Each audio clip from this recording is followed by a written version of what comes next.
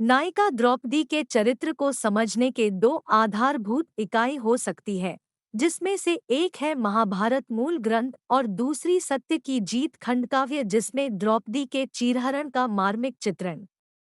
इस खंडकाव्य के कवि द्वारिक प्रसाद महेश्वरी जी हैं, जिन्होंने द्रौपदी को एक निर्भीक, ओजस्वी, वाक्पटु, आत्मसम्मान से युक्त वीरांगना के रूप में चित्रित किया है।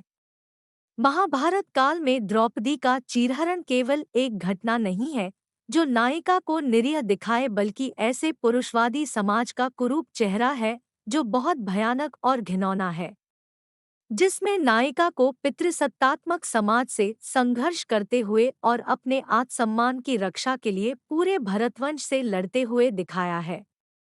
इस खंडकाव्य में द्रौपदी के चरित्र की विशेषताएं कुछ इस प्रकार हैं। निर्भीक एवं साहसी। द्रौपदी को जब दुस्शासन भरी सभा में उसके केश खींचते लाता है, तब वह डरती नहीं है। वह दुस्शासन को ललकारते हुए निर्लज्ज और पापी कहती है, साथ ही उसके रक्त से केश धोने की बात भी कहती है। इससे हमें पता चलता है कि द्रौपदी निर्भीक और साहसी है, जो स्त्री समाज का प्रतिनिधित्व करती है। विवेकशील। द्रौपदी पितृ सत्ता वाले समाज के नियमों पर आंख मूंदकर भरोसा नहीं करती। वह विवेकपूर्ण फैसला लेती है और सभा में यह सिद्ध भी कर देती है कि जो मनुष्य स्वयं को हार गया हो, उसे दूसरे को जुए में लगाने का अधिकार नहीं, और इस कारण मुझे कौरवों ने नहीं जीता है। यह घटना द्रौपदी के विवेकशील होने का उदाहरण देती है। सभी कौरव द्रौपदी के सामने असहाय और कांतिहीन प्रतीत होते हैं, और द्रौपदी के सत्य, तेज और सतीत्व के सामने सभी सभासद अपने आप को बौना महसूस करते हैं और कौरवों को अनीति के राह पर चलने से रोकने लगते हैं। सभी सभासदों को कौरवों की निंदा करते देख धृतराष्ट्र उठ खड़े होकर सभी को शांत कराते हैं और दुर्योधन की गलती पर अपनी कुलवधू और पांडवों से माफी मांगते हैं। वे दुर्योधन को आदेश देते हैं कि पांडवों को उनका राज्य वापस किया जाए और द्रौपदी को ससम्मान महल में पुनः प्रवेश दिया जाए। वीरांगना।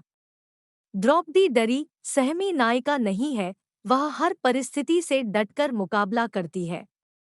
सभासदों के मौन रहने पर भी वह विचलित नहीं होती, वर्ण सिंहनी में समान गर्जना करते हुए कौरवों और मूक सभासदों को ललकारती है।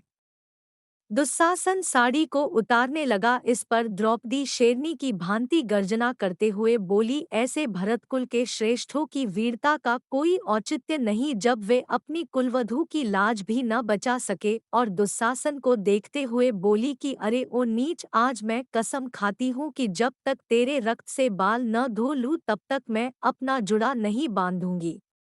द्रौपदी के इस रौद्र रूप से दुस्शासन सहम जाता है, पर पुनः अपना हाथ बढ़ाता है और चीरहरण करने लगता है, जिस पर द्रौपदी दुर्गा सा विकराल रौद्र रूप धारण करते हुए कहती है कि मेरे शरीर में जब तक खून का अंतिम बूंद भी रहेगा तब तुम मेरा सतीत्व भंग नहीं कर सकते। इस कठोर प्रतिकार के कारण दुस्शासन चीरहरण करने में अपने आप को असमर्थ पाता है। नारी जाति के लिए आदर्श स्त्री। द्रौपदी संपूर्ण नारी जाति के लिए आदर्श है। वह दूसरे के भरोसे बैठे नहीं रहती, वह अपने सतीत्व को बचाने के लिए, अपनी आत्मसम्मान की रक्षा के लिए पूरे पुरुष समाज से लड़ जाती है। उसने हर कठिन परिस्थितियों में सत्य को अपना शस्त्र बनाया। नारी जाति को भोगविलास की वस्तु समझने वाले दुस्शासन को बताया कि नारी कोई भोग विलास की वस्तु नहीं है, नारी शक्ति है जो दुष्टों का संहार करने और अपने स्वयं की रक्षा करने के लिए समर्थ है। द्रौपदी कुल के श्रेष्ठों को अपने ऊपर हो रहे अधर्म का प्रतिकार करने की बात कहती है और कहती है कि नीतिसम्मत बात यह कि आप जब अधर्म को देखकर भी चुप बैठ जाएंगे तो इस अधर्म में आप सबकी मौन सहमति होगी, और बहुत सारे शास्त्र सम्मत तर्क देती है। यह घटना नारी के प्रतिकार की साक्षी है, जो पुरुषत्व के विभत्स रूप पर प्रहार करती है और ऐसे पितृसत्तात्मक समाज को धिक्कारती है जो नारी के ऊपर हो रहे अत्याचार पर मूकदर्शक बनकर इस पाप के सहभागी और मौन सहमति प्रदान करते हैं। स्वाभिमानी। सत्य की जीत खंड काव्य की द्रौपदी मूल महाभारत ग्रंथ की द्रौपदी से थोड़ी अलग है। इस खंड काव्य की नायिका द्रौपदी अपना अपमान नहीं सहती, वह ना तो असहाय प्रतीत होती है और ना ही अबला, वह इतनी स्वाभिमानी है कि पुरुष समाज का विभत्स चेहरा का दर्पण स्वरूप है, जो अपने स्वाभिमान की रक्षा के लिए पुरुषवादी समाज से लड़ जाती है। प्रतिशोध की ज्वाला में जलता हुआ दुर्योधन चीख कर बोला, द्रौपदी को निर्वस्त्र करके मेरी जंघा में बिठाओ, जिस पर दुस्शासन उठ खड़ा हुआ और द्रौपदी के बाल को पकड़कर खींचते हुए भरी सभा में ले आया। यहाँ पांडव कुलवधू चीखते हुए सभी सभासदों से बोली, पांडव तो अपने आप को भी हार गए हैं, फिर मुझे जुए में लगाने का इनको अधिकार नहीं। इस पर सभी सभासद मौन धारण कर लेते हैं, पर द्रौपदी के इस प्रश्न ने पूरे सभा में सन्नाटा सा फैला दिया। किसी की हिम्मत नहीं हुई कि तर्कसंगत इस प्रश्न का उत्तर दिया जाए। अपने स्वाभिमान की रक्षा के लिए द्रौपदी पूरे कौरवों से अकेले ही लड़ पड़ती है। सत्यनिष्ठ एवं न्यायप्रिय द्रौपदी सत्य के मार्ग का अनुसरण करने वाली महिला है। वह अपने प्राण की आहुति देने के लिए हमेशा तैयार रहती है, सत्य और न्याय की रक्षा के लिए। जब दुस्शासन द्रौपदी का चीरहरण करने का प्रयास करता है और उसके सतीत्व को खत्म कर देना चाहता है, तब द्रौपदी दुस्शासन को ललकारते हुए कहती है, न्याय में रहा मुझे विश्वास, न्याय में शक्ति अनंत महान, मानती आई हूं मैं सतत, सत्य ही है ईश्वर भगवान।